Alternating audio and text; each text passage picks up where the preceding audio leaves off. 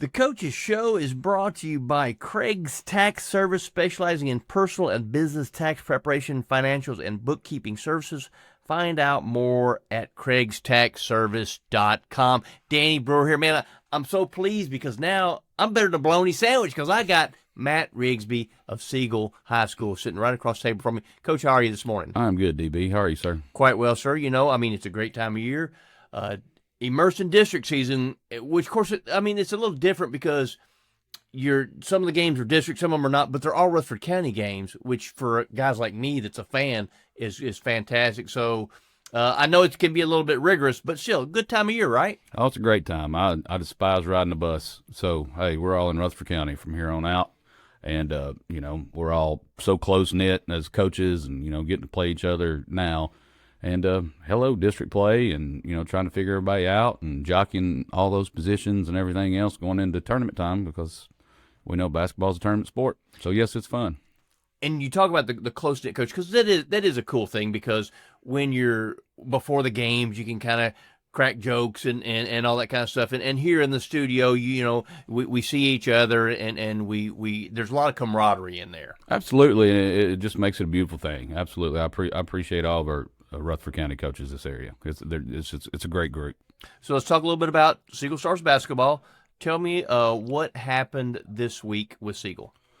Got our first district win last night at home against Oakland at home. Omar Conte, 25 points. Damon Goring, 17. Kel Martin, 16. R.J. Biggers, 16. Lose at Smyrna in overtime Tuesday night. Both first quarters, kind of a snapshot. We didn't come out of the gate well at Rockville last Friday night. Didn't come out of the gate well. I think we were down 14 in the first quarter there. Got down 10 or 12 or so at Smyrna. And come back to force overtime. Start out of the gates last night against Oakland, down 7-0.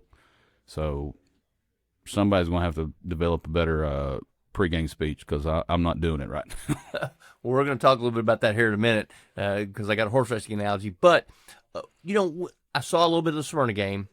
And I don't want to hurt anybody's feelings when I say this, but the eye test, when you look at your team, you're like thinking, man, I don't know. But then you see you play and you're like, wow, these kids play hard. They play together. They do a lot of the right things. So you've got to be pleased with the grit that your team displays. Like I said, you do a lot of the right things on the court. Oh, let me tell you something. This bunch, I love them to death.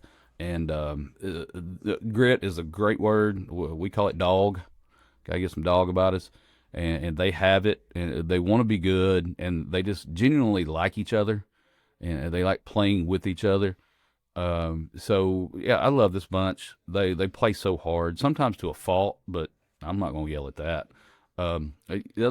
You're not going to hurt any feelings. I'm too old to have feelings anyway, Danny, so let's just talk about that. But, well, because, you don't have any tremendously big guys. Like I said, when you look at it, your team does not pass the eye test. But when you see you play, you're like thinking, wow, I was very impressed with your team. And that's an excellent compliment, and I thank you for that. But, numbers are numbers, facts are facts. We're undersized. We brought back between Damon Gorin and Kel Martin, we brought back 5.7 points per game from last year. So the inexperience factor is there too. But they work, and I'm proud. I'm proud to be able to say I coach them. So last night you had 4 kids in double figures. Is that right? That's been our mantra.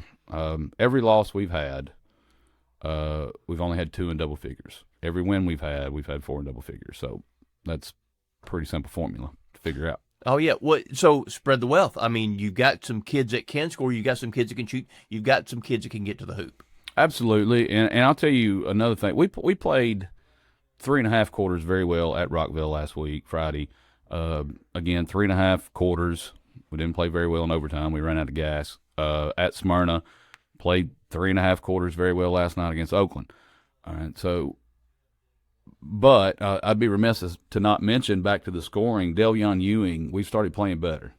And Delvion Ewing, senior, 4-man, he's not going to score, and he'll tell you he don't want to. He's going to pass it. He's going to rebound it. He's going to defend it.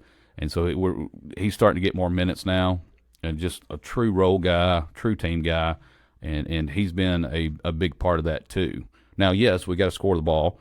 So yeah, the Kale Martins, the R.J. Biggers, Damon Gorings, Omar Contes, and can't say enough about. Speaking of Damon, he's a senior point guard. He did get some minutes, some experience under his belt last year. In my humble opinion, a senior point guard is just you're an extension of the coaching staff. You're running the show out there, and I can't say enough about the job he's been doing as well. Well, that's outstanding because how many seniors you got starting, Coach? Two Two seniors. And how many seniors you got on the team? Three total. Three total. So, I mean, having a young team, and like I said, last year you lost a lot of scoring because, I mean, you had the school's all-time leading scorer on the team last year, right? Was it Carter Webb? Yeah, Carter Webb was. So, I mean, you lost a lot, but to be able to bounce back and to do the things you're doing, I think, like I said, hats off to you guys. Well, thank you. I guess I lied to you. Devion Ewing is a senior, and he is now starting. Okay. And again, he's earned that spot. So 3 senior starters, yes. Well, and that's good. And like you said, the point guard, extension of the coach, and that kind of it has to give you a good feeling knowing that you've got a guy out there on the floor who has bought into what he's supposed to be buying into. Oh, that's Damon Goring in a nutshell, for sure. I can't say enough about the job he's done so far. So, Coach, I noticed against Smyrna, I know you speed the game up a little bit, you press a little bit. Is that because of the lack of size? You want to kind of get the game moving up and down the floor? Well, lack of size, yes, but we do have some team speed and some athleticism about us. The problem is, so yeah, we can utilize that, and we can get up in some teams. But at the end of the day, that's going to get in our legs later in the game. So it's a push pull there. We're still trying to necessarily figure out. Back to our 4 scorers, it's hard to score the ball when you're gassed. Right. So. Oh, yeah. When But at the end of the day, legs leave you, right. At the end of the day, you got to rebound and defend first, and the scoring will figure itself out. Okay, so, Coach, we're going to we would be remiss if we didn't mention thoroughbred horse racing. So I want to talk about the getting out of the gate part of it. There's a horse run today in the Cal Cup Turf Sprint, 6.5 furlongs on the downhill turf course at Santa Anita. Grand Slam Smile. And you're a baseball guy, too. So Grand Slam Smile, 16 starts, been in the money, been in the top 3, all 16 with 9 wins. Grand Slam Smile is excellent at getting out of the gate, and she runs really, really well. What do you think you got to do to get your team out of the gate as we're moving down the stretch of the district season? What do you got to do to get your team out of the gate, you think? Well, funny story, going into last night, I didn't give a pregame speech. You saw the film, you knew the scout reports, you knew the personnel at Oakland. Hey, get out of the aux gym, put the balls up, get in here, let's break it down, let's talk to the big guy, and let's go. You know what your job is to be. And I don't have that answer yet. I really don't. If it's a focus thing, if we need to change our pregame warm-ups on the floor, whatever it may be, it may be a situation where opposing teams are just scouting us well early, and then we as a coaching staff have to turn around and make that adjustment and claw back into games, which is not fun. I honestly don't know yet.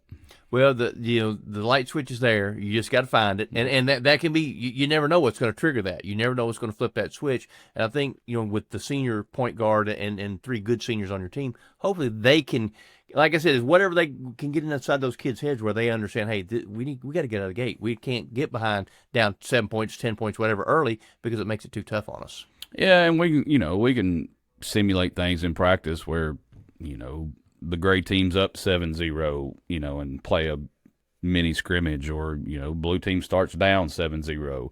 But just come out of the gate ready to play. And that's plagued us the last 3 games. It really has. So, Coach, talk about what you got coming up this week. We have Stewart's Creek Tuesday at home. Again, last night, that was our first home game since December the 8th. Wow. We've been traveling.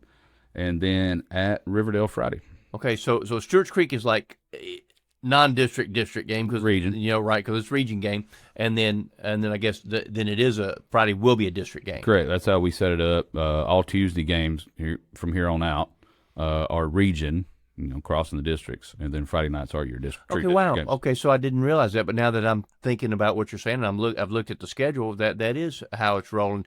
So I guess the cool thing about it is you'll all see each other in the region tournament because we've got 2 4-team districts. Absolutely, which I do not like a 4-team district. I honestly don't, but it is what it is, and that's how we got to play it. I don't know what the thought process behind that was. Of course, I guess guys smarter than me decided that that's what they needed to do. But I guess the cool thing about it is that at the region. It all for fans. Once again, for fans, Mm-hmm. the region tournament will be fantastic because you're going to have 8 Rutherford County teams all right there battling it out. It will 100% be fantastic. It's just, I mean, you can sit in the stands and think I'm the worst coach in America, but you know what, buddy? I've already made the region tournament, and I'm not done anything yet. It kind of takes a little bit of its luster away from the true, district tournament itself. Right. But I will say on the air here, so everybody's understanding, Siegel High School does host this year the district and region tournaments. Okay, so it's at Siegel. Okay, well, Correct. fantastic. All right, well, good. Yeah, so fans, be sure and head to Siegel because, like I said, the district tournament there will be fun, but the region tournament, it will be fantastic. We're going to have a good hospitality room too, right, Coach? Absolutely, and I'll throw this out right now. If those of you that know Whit Turnbow has already taken upon himself to, he's going to take care of the hospitality room. So, whoosh. All right. Whit's got you. All right, well, fantastic. Okay, Coach, anything else you want to add about Siegel Stars basketball? No, just come out and support all these area Rutherford County teams. It's fun basketball, and it's a fun time to be playing it. Absolutely right, Coach. Matt Rigsby, Siegel Stars, we appreciate your time. Wish you the best of luck. Thank you, DB.